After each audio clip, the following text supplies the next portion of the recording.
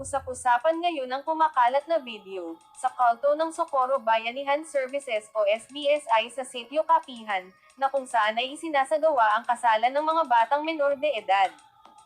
Pinipilit umanong magpakasal at makipagtalik ang mga menor de edad na babae na miyembro ng SBSI, sa mas may edad na partner na lalaki, sa pagsasabing daan nila ito para makarating sa langit. Ang sistemang ito ay kautusan umano ni Senior Aguila, na ang tunay na pangalan ay J. Renz Colario, na siyang pinuno ng kalto na nakabase sa Surigao del Norte.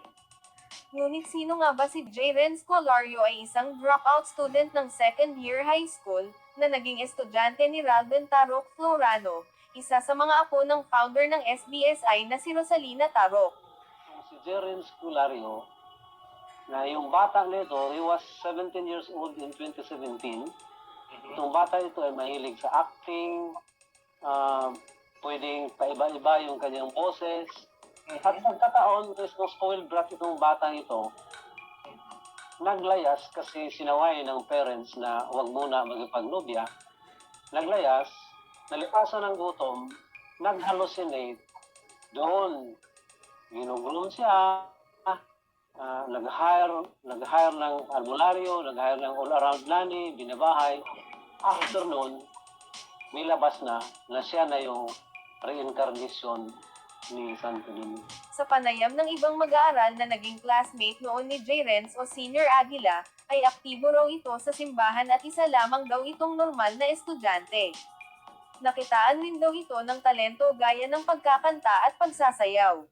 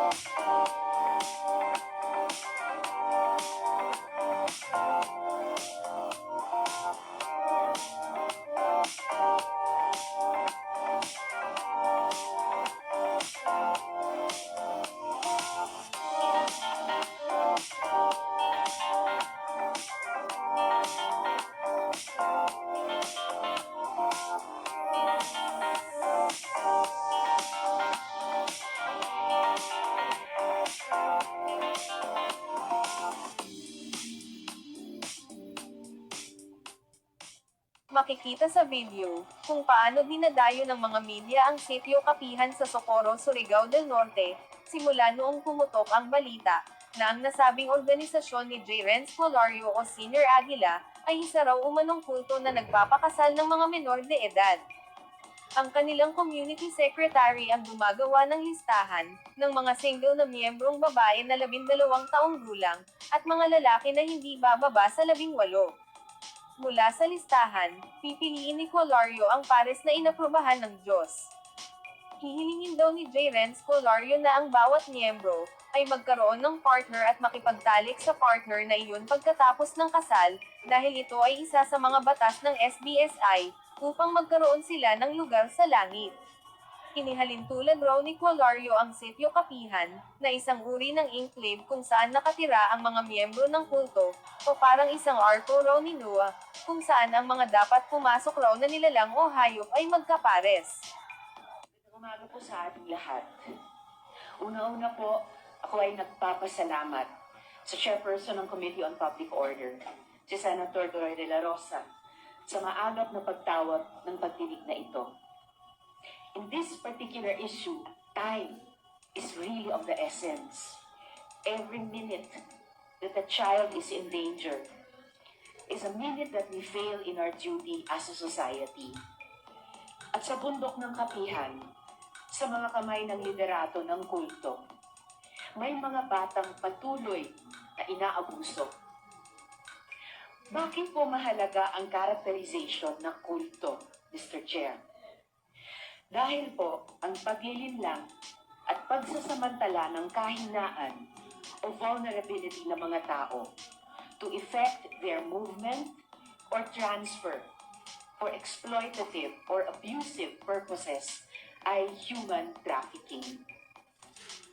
Ang kulto ang paraan nila para magawa ang pang-aabuso sa mga bata at ang paglabag sa batas ng Pilipinas na hindi mamatyagan o mahuhuli. It is an essential part of how they were able to commit the crimes of rape, facilitation of child marriage, child abuse, theft of social welfare benefits, and others. Ano po ba ang mga elemento ng kulto batay sa mga eksperto? Una, excessive control through rigid rules and severe punishments, and the suppression of independent thought. At pangalawa, deviant practices that deviate from social norms and laws. At pangatlo, charismatic leader who encourages blind fanaticism. Doon muna tayo sa excessive control. Sabi mo ng liderato ng SBSI sa mga interviews, parang normal subdivision lang daw ang kapihan. Ewan ko lang, pero sa subdivision namin, di nila nire-require ang iisang gupit para sa mga babae.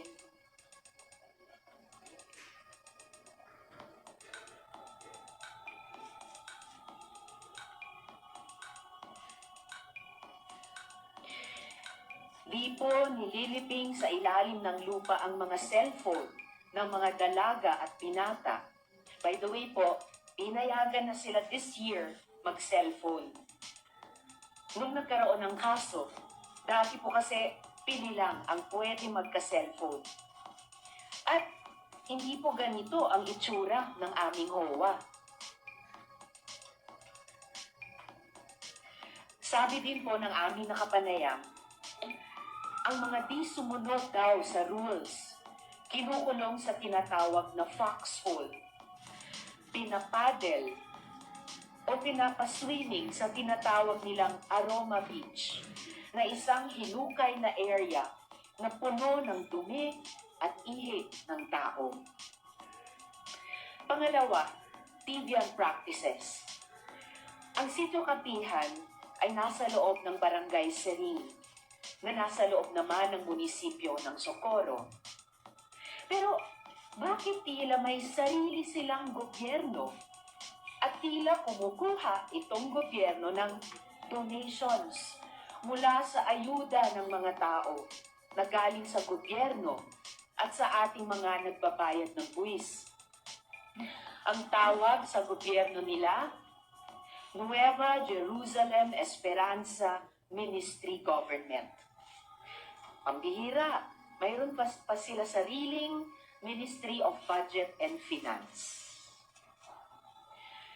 Mamaya, ilalahad din ng ating mga witness kung paano sila pilit na pinakasal sa mura nilang gulang, some as young as 12 years old, mismo ng tinatawag nilang Senyor Aguila.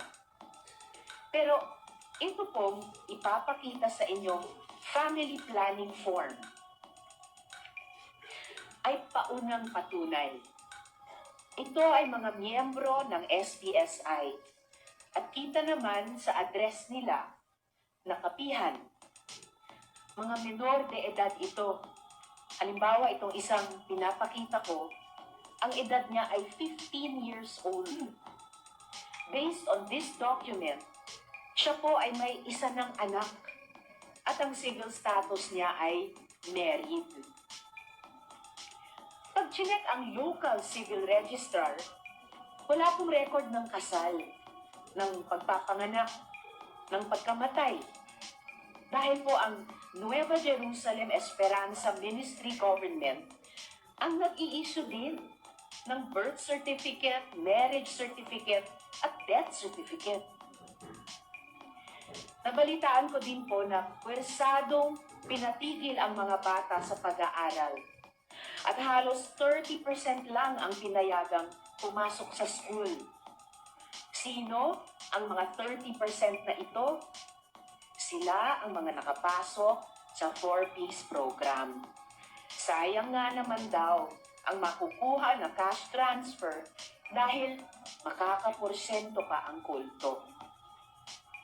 In fairness naman sa kanila, may at least 2 lehitimong proseso ng gobyerno sila na sinasalihan.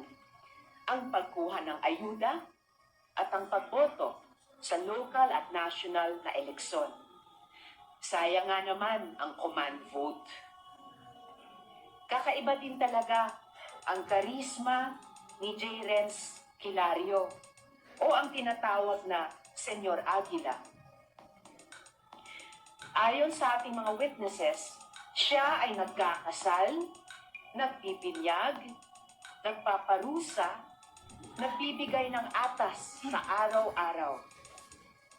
Tama naman siya sa mga media interviews. Hindi siya ang Diyos. Siya ang reincarnation ni Santo Niño. Siya ang Ginoo. Sus Ginoo. Why is this important to lay down, Mr. Chair? Because the cult is the vehicle they use to perpetrate the multiple abuses on the children of SBSI. The cult is the cover to avoid scrutiny. The cult is what they use to provide impunity to its leaders. The cult is what forces community members to look the other way even when abuse and exploitation happen right in front of their eyes. Sabi nga sa isang pelikula, if it takes a village to raise a child, it also takes a village to abuse one. Alam niyo po, ako po ay community organizer dati at suportado ko ang mga lehitimong people's organizations at ang right to organize. But when organizations are used to abuse children, when they are used to avoid the laws of the land, we need to take action. Ako po'y nagpapasalamat sa mga ahensya ng gobyerno na mabilis na nagresponde, lalo na ang DOJ, including the IACAT and the Bureau of Immigration at ang DSWD. Nagpapasalamat din ako sa Diocese of Surigao para sa kanilang panawagan para sa kaligtasan ng mga taga-Kapihan na biktima ni J. Renz at ng kanyang mga kasama. Sa mga residente ng Kapihan at miyembro ng SBSI, wala po kami balak na tanggalan kayo ng tahanan at ng komunidad. Ang gusto namin ay mapanagot ang mga may sala. At pag managot ang may sala, mapoprotektahan ang inyong mga anak. Mababalik sila sa pag-aaral at buong-buo ang inyong mga assistants mula sa gobyerno.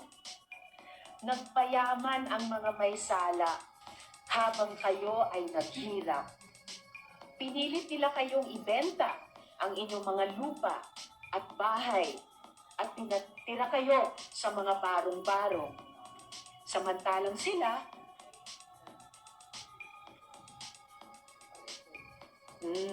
hindi nila binenta ang kanilang mga ari-arian.